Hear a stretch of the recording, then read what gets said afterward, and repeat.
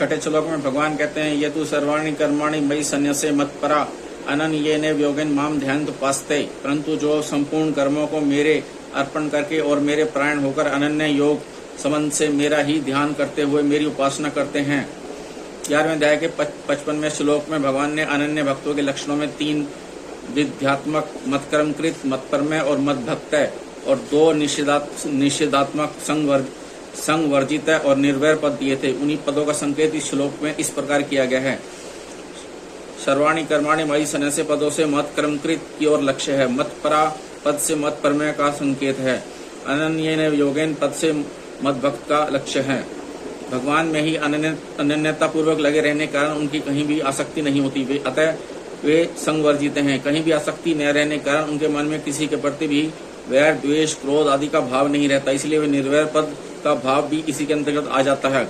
परंतु भगवान ने इसे महत्व देने के लिए आगे 13वें श्लोक में सिद्ध भक्तों के लक्षणों में सबसे पहले अद्वेष्टा पद का प्रयोग किया है। अतः साधकों को किसी में किंचन मात्र भी द्वेष नहीं रखना चाहिए। ये तो सर्वाणि कर्माणि मयि सन्न्यसे। अब यहाँ से निर्गुण उपासना की अपेक्षा सगुण उपासना की सुगमता बताने के लिए तू पद से प्रकरण भेद करते हैं। यद्यपि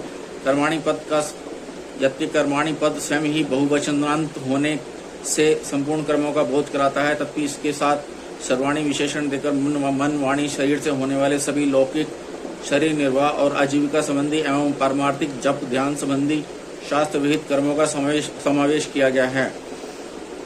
यहाँ मयि सन्न्यसे पदों से भगवान का आशय क्रियाओं का स्वरूप से त्याग करने का नहीं है। कारण कि एक तो स्वरूप से कर्मों का त्याग संभव नहीं है। दूसरे, यदि सगुण उपासक मोहपूर्वक शास्त्र विहित क्रियाओं का स्वरूप से त्याग करता है तो उसका यह त्याग तामस होगा। और यदि दुख रूप समझकर शारीरिक क्लेश की वजह से उसका यह त्याग करता है तो वह त्याग राजस होगा। अतः इस रीति से त्याग करने पर कर्मों से संबंध विच्छेद नहीं होगा। कर्म बंधन से मुक्त होने के लिए आवश्यक है कि साधक कर्मों में ममता, आसक्ति और फलेच्छा का त्याग करे, क्योंकि ममता, आसक्ति और फलेच्छा से किए गए कर्म ही बांधने वाले होते हैं।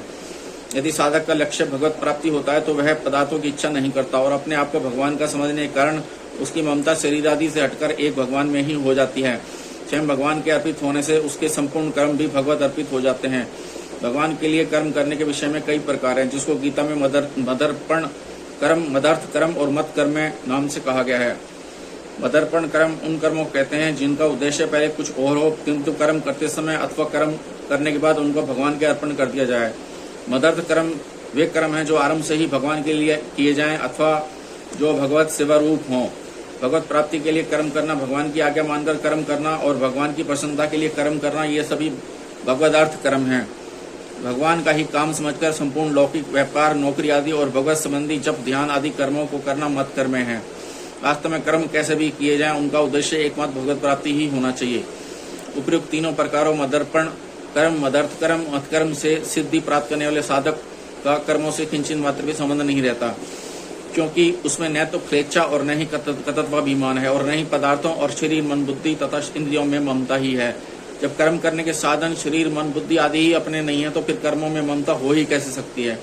इस प्रकार कर्मों से सर्वथा मुक्त हो जाना ही वास्तविक समर्पण है। सिद्ध पुरुषों की क्रियाओं का स्वतः ही समर्पण होता है और साधक पूर्ण समर्पण का उद्देश्य रखकर वैसे ही कर्म करने की चेष्टा करता है।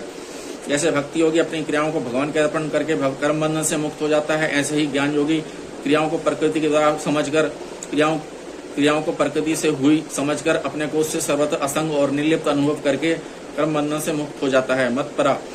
मतपरा प्राण होने का अर्थ है भगवान को परम पूज्य और सर्वश्रेष्ठ समझकर भगवान के प्रति समर्पण भाव से रहना। सर्वथा भगवान के प्राण होने से सगुण उपासक अपने आप को भगवान का यंत्र समझता है। अतः शुभ क्रियाओं को वह भगवान के द्वारा करवाई हुई मानता है तथा संसार का उद्देश्य न रहने के कारण उसमें भोग की कामना नहीं रहती और कामना न रहने के कारण उसमें अशुभ क्रियाएं होती ही नहीं। अनन्येन योगेन माम ध्यानमुपास्ते, इन पद में ईश संबंधी और उपाय संबंधी दोनों प्रकार की अनन्यता का संकेत है।